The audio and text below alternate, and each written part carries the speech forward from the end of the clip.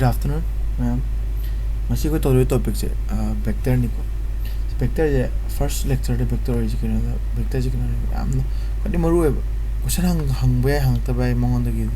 to bu ma ji na hang wa motion na plane company vector je am ta kata vector je am ta kata ba chan kina da na motion na plane motion na in a straight line plane ma'am nahi dena electrostatics ma'am do the potential ga to kan je vector je ta kata re na vector je no strong on tragadi makha dara receptor ga no on one the first second lecture ga vector an to je ko na kana vector je amtina basic ne ta basic mathematics basic ni do vector je na hayu tragadi no on the one ta vector kan man vector term vector है जी some example be am live example ni ko nang je sama hero nang je na 5 meter chalo haro 5 meter chalo haro to 5 meter sa pa je nang silegi nang sile khalo pona nang sum da 5 meter pe 5 meter sa pe 5 meter sa pe 5 meter sa pe 5 meter sa pe nang apa mo da 5 meter sa pe dubu nang haro nang on haro 5 meter east chalo haro 5 meter east ka nang sum yo order 5 meter east 5 meter only ati 5 meter sa pe me da si nang samana direction pirama ba specific direction pirama ba nana khang oh ni ko ini satu 5 meter east ni ko sina kana sina vector na scalar vector ga jinan scalar quantity and vector quantity pata sina scalar na pata scalar vector je aje direction yaw tara ba amna nang only order of magnitude or 5 meter ke dani dana nang khangi je vector je ke na vector je na 5 meter is am specific direction nang hai dani nang khangi am nang so 5 meter is ni din na se vector is lekin ni ko magi kai ni sum sina basic definition kamai ga kan scalar quantity story eta vector and its type ni ngo si tau tu je vector ma khake ke lege unit vector ka khale asi aduni ko kon nang si tackle to je first time is scalar and vector to ding that scalar and vector se kai no ja kon je scalar and vectors si je mo choose no onji ko yes amre first scalar quick de here scalar quantities scalar quantity kana scalar kamate aaj kana made only magnitude kan da kata bhai da required only magnitude to express magnitude to express aniko example da nang distance hai bane distance masandi speed kam thugi temperature पर ना quantity जो कितना तो my direction p बने celsius तो direction p बने volume density इधर energy हमने ये एक्स्ट्रा में मतलब time direction लिखते को तो मतलब करना vector quantities करना sini ko to vector sini ko na maru no vector quantities mandi kana magnitude jo kata hai express direction jo kata duga magi loss khar lei riba koin hoji tam doni ko hoji ti pan ge makhata makani ko ma ja hani magi loss khar lei ba bolta adu in ga ai tar ma je jo follow to durga di ma je vector quantities nante which require ma je ka mani which require what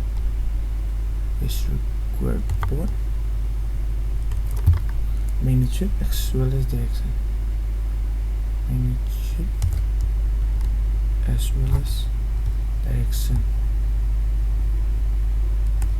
to express the kind of and should follow laws of vector addition and follows laws of vector addition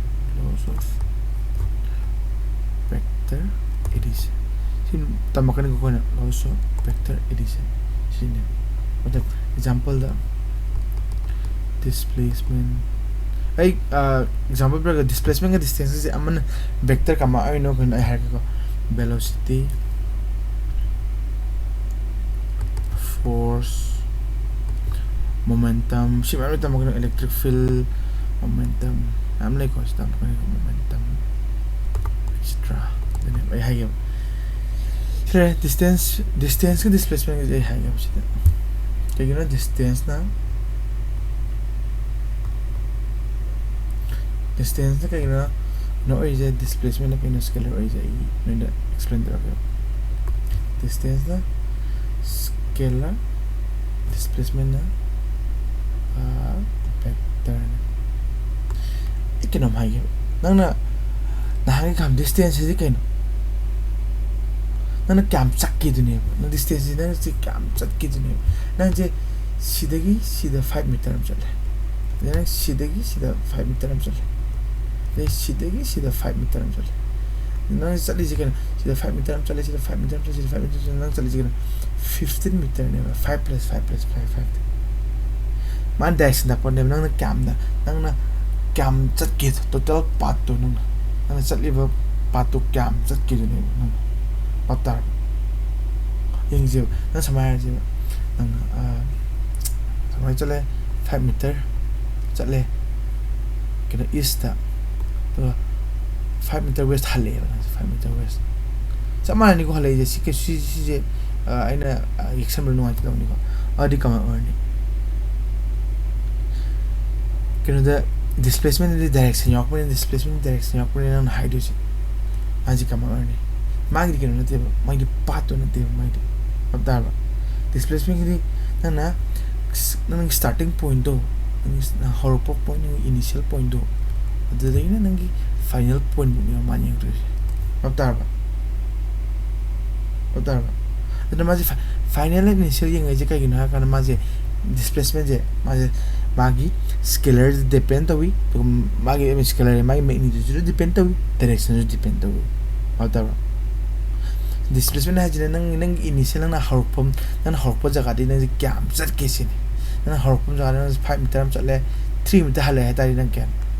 3 meter hale ba 5 meter chale ma adi 5 meter minus 3 la displacement de the distance the kya lakani distance the 5 meter am chale 3 meter am chale distance nang 5 6 7 8 meter am lakani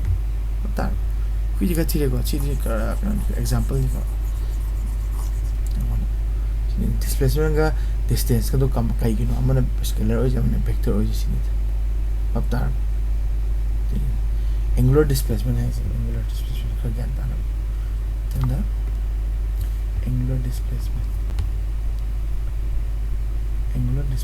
example भी को angular displacement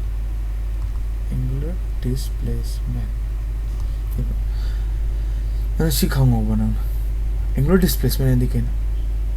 angular displacement है दिखना angle cam के तो उतार suppose सिले रहे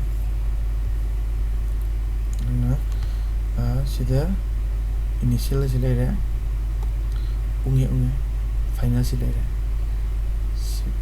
ये मागी म्यूजिक का तारे ये theta J this angular displacement है अब तार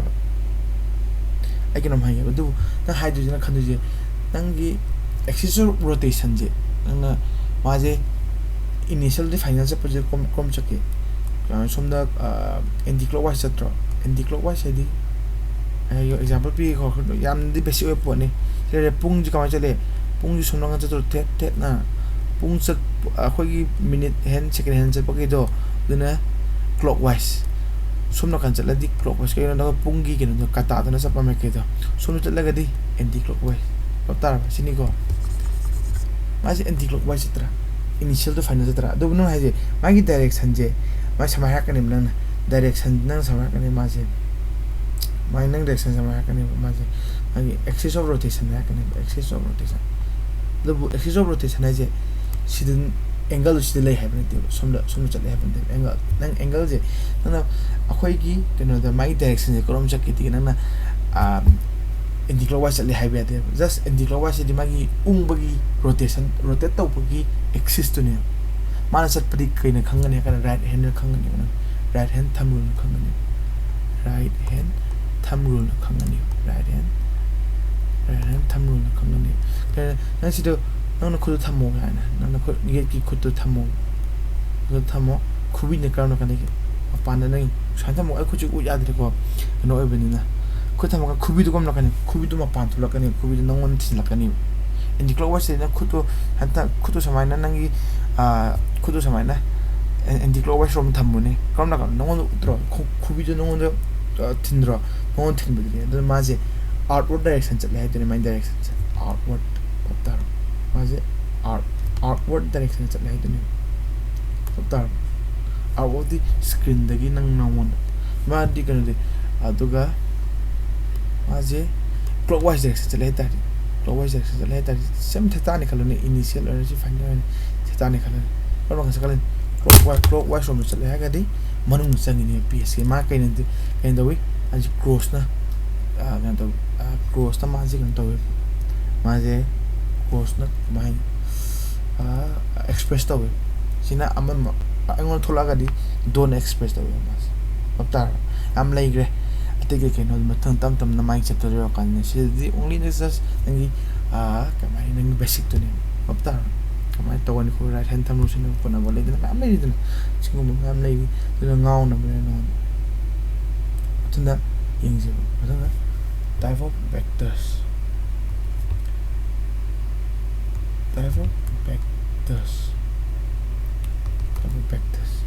हमने polar vector axial vector है polar vector ठीक है मैं देखो आगे starting का initial का ले बैठा है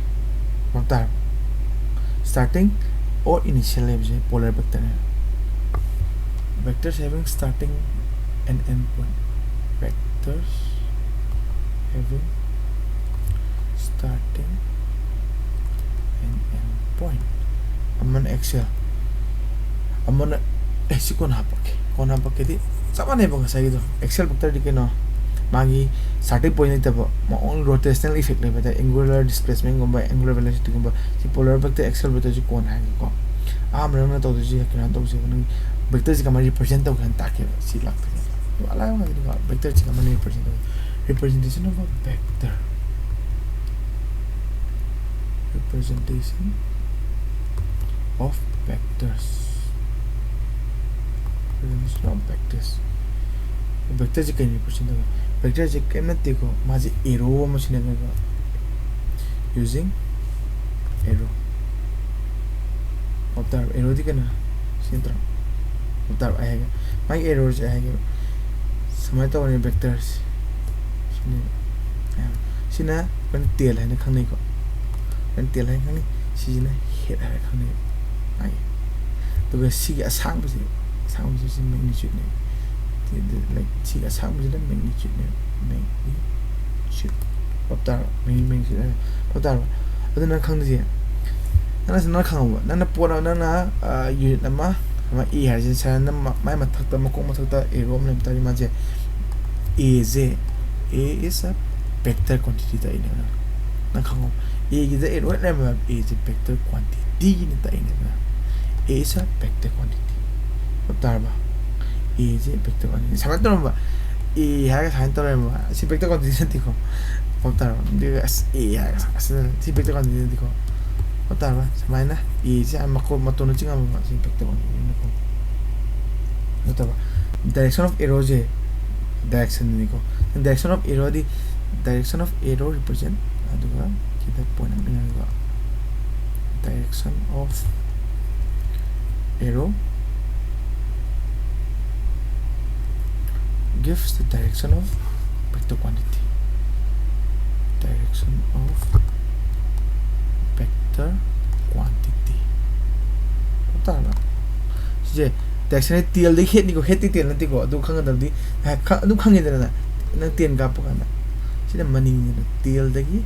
het ni ko na het na sa ma ki jan direction ni som na ka na tiel to het ha na khang na tiel to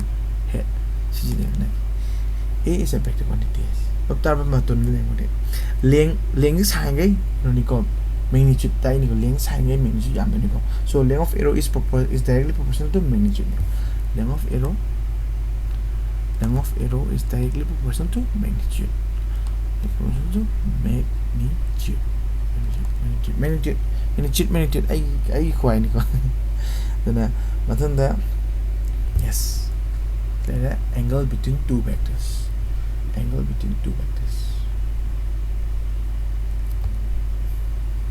Angle between two vectors. Okay, no? I can no vector and his angle is coming up. Camnative to find angle between two vectors. None conclusion. None conclusion. Some any pyramidal. I different some vector any pyramidal. Vector any pyramidal. Now, quite calling the market angle you get out of the company. See angle is a key out of the column. Nana, Mako San the Bay, Mako Matuna San the Bay, or Mutun San the Bay. I talk. Mako San Nazigo. Mako San Nazi. The Mako Amaga, the Mako Amaga San Nazi. She's Manamu. Makoksimaga de makoksimaga no sanaje magi tial jiga manindu aduga mathana kana tial sanaje simaga uta si makomo ani sanabe angle jiga si angle jiga manani na khamne kaino ne si am saw where the angle jaini ate na ngodi quite smaller angle the low the nang si sang lo the magi som sal in the sang lo sinate si jinate this will be angle ko angle ojo si angle ojo ne si opan hi angles paptar si angle si chamani buna si chamani paptar si angle jiga si theta ga chamana ga ne no ana on aduna ana vector ni pe ga angle ma angle pu thokidi mako samnaro maning samnaro aduga mako ka maninga samna tarju khwadi apik pe angle lo de mai ta aptar quite apik pe angle aptar smaller angle between arrows will be angle between this vector. I guess to find angle is to find angle between two vectors. Join tails in the tails of two arrows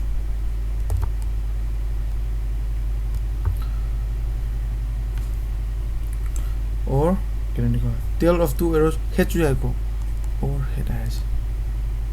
or head then smaller angle between and apik podo two arrow will be angle between okay angle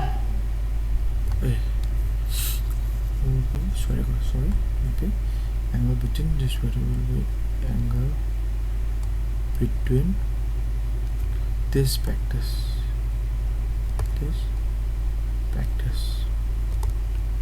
I can hang you with it. The maximum vectors you can. What will be the maximum angle between two vectors? What will be the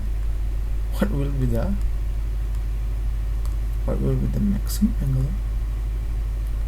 Will be the maximum angle between two vectors. Vector này có maximum gì cái này. Hai nhắc thôi chứ bộ sai này CAZ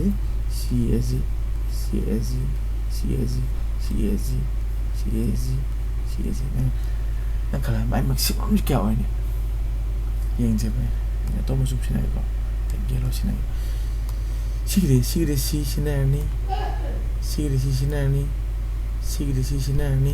마그레 시그레시 시레시 시나가드로 시너로 가 애니까 해 마이디 콰이데기 그래도 칸면 콰이 shortest 콰이 smallest 컨데는 시시 네 깜깜네 시데기 시네가라 시너로 no 그ino shortest my smallest 컨데는 시시 자라니 맞네 시시 자라니 그요니 콰이데기 그래서 이게 알겠니 시기 straight line 지 오르더 어디래 시제 네 칼로 smallest 이렇게 알겠니 smallest will be smallest maximum angle दिखेगा maximum angle will be sorry maximum angle is equal to 180 degree minimum di ini kalau ni nang vector ni sama le kalau vector ni sama na ba minimum na 0 degree yes minimum angle and then what will be the maximum angle between two vectors then 180 degree ne tang hoji di khang ne na 180 ji kamala ina samana radra kota and have the my quite smallest vector ni ko smallest khon ne bapta de singo macha singo picture ka che chine na he mark la to he ha boga koina motion straight line to solo ne vector sa ra ni na ngaw ne ne bapta duna macha khang do ba de ko mathang da ke no 느리게 이제 고치는 거 고치는 그냥 심플하고 그냥 뭐 지금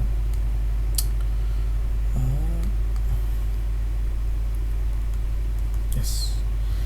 equilateral triangle am ले equilateral होता है वो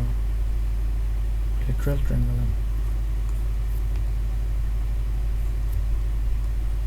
होता है equilateral माजी vector नहीं então a gente skill como é o dele mais né então ama me que like different color represent different vector है को खंगा जी को देखो ना को खंगा जी equilateral triangle ने बात equilateral triangle दरना खंगा 60 और नहीं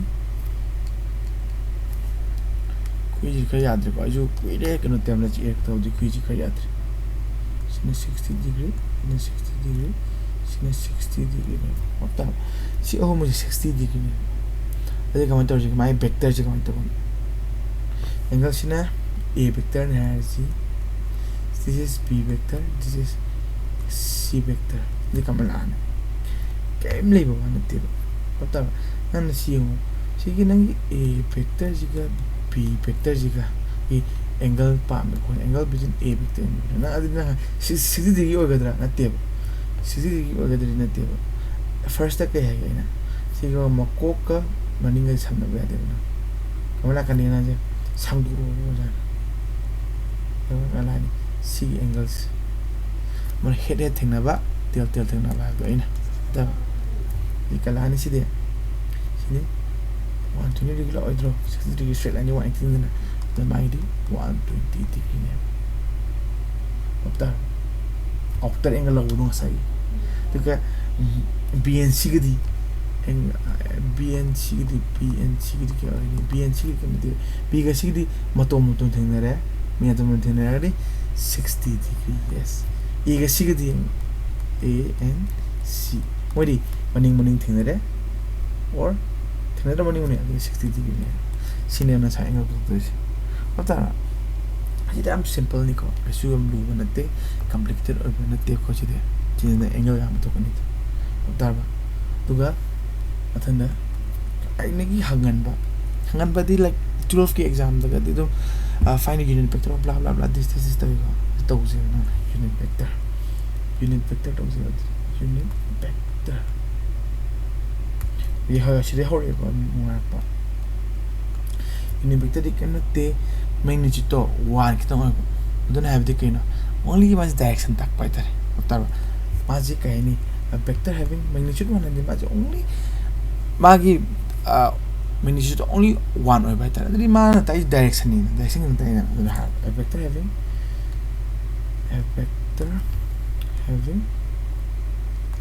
magnitude equal to 1 मतलब unit vector से कह देना है कहना माजे vector z ka direction ta ko chine after see vector z direction ta ko used to tell direction of a vector chini go then match comment represent unit vector je na e the hai ne na to p me kani cap after ba comment to ni ma je a vector am le jare divided by kind of modulus of a ke hai na ma magnitude ne after sin the represents kana magnitude of a vector after adukena adu vector putoke di magi magnitude into unit vector jiniko cross multiply to boy ni ko sain da sain vector putoke sina yam power unit vector ga ha common vector mostly use unit vector basic thing crazy like can column dini mostly use unit vector jikana nang x direction chala sami yenga je nang je kya ba je sida sin x ni sin y ni z axis ni x axis y axis z axis ni after the x axis that can represent the x axis that the image I can represent the my giganas unit vector is I can represent the x is like y is like y is like j can represent the z is like k can represent the after the unit samaya unit along x axis tana along x axis tana unit vector je I can name sinara connection में मुझे मतलब तरी y direction along y axis थी क्या ना along y axis थी j के ने तो मतलब तरी z direction z axis along z axis तरी k के ने सीमा जी खाऊं तरी नंग वाद नहीं दी दम तब पाप तो ले ठोक बात नहीं को तरी सुन खाऊं है वानी मतलब साइड पिरामिड माने example है सुन ई को पिरामिड में a vector j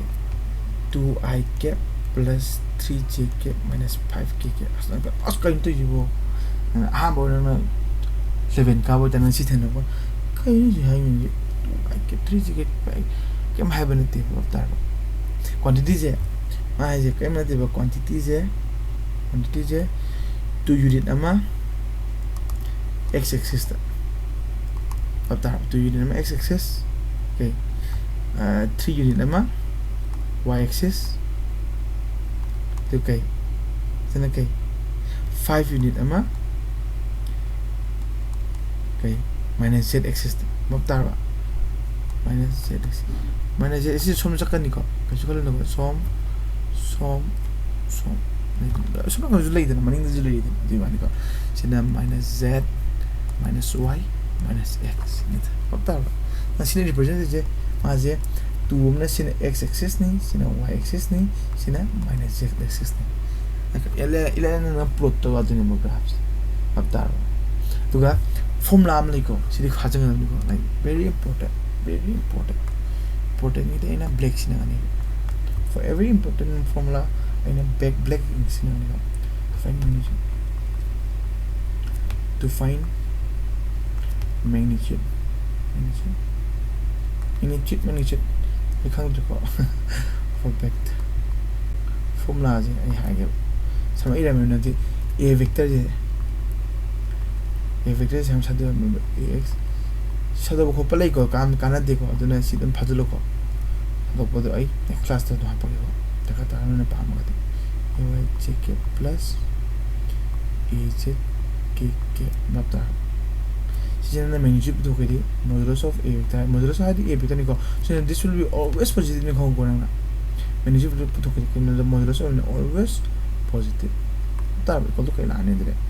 ke kholu do magi root over ko si ax is magnitude na ay is magnitude a is magnitude just squaring to thop ax square plus ay square plus az z square sine formulas ai puthokedi kano to ne dun example pi ge sai ge ene example da a cap si ke pi na 2i cap plus 3j cap minus 5k cap ni na kem kholo no mai puthokedi magi no magi min ji puthokedi root over 2 square plus 3 square wala ani plus minus 5 whole square positive ani dan samane budi ya dan ni blah blah blah kam to ne 4 6 25 ke ta gi on tu something on ta mi ko si colors matana position vector to gre unit vector to gre unit vector ko singa hang mani ko like si matana positive matana position vector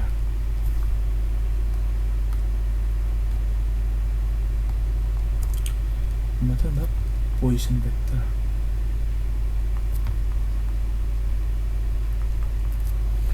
vector ikena karim na teba otta rim na ikena sile masai axis to x ne y ne z otta sida मागे pyramid coordinate 2 3 5 pyramid karim khalu no nang sije r ji nangi position vector ne r vectors ji r vector ji kai ne represent tawni karim de r vector ji nan khangdu je ngom x I cap si x diko plus y j cap plus 3k cap ne nang khangdu je sine x ni sine y ni sine z ne je kamala ni r vector je kam khangdu 2i cap plus 3j cap plus 5k cap sijine putara ko sike sulu banate adina position with a respect to b khaga le ko siman to we equal vector null vector opposite vector parallel anti-parallel vector mam le ko simam jine next class to ko sidi si aham class ni tam to ji ko ni angka ya oke angka pura khangjare dena kamai la pon si the first class ne si lo chalaji thanda mu calculation pura ka py q ji ko py q ma hang mani ko thank you ma'am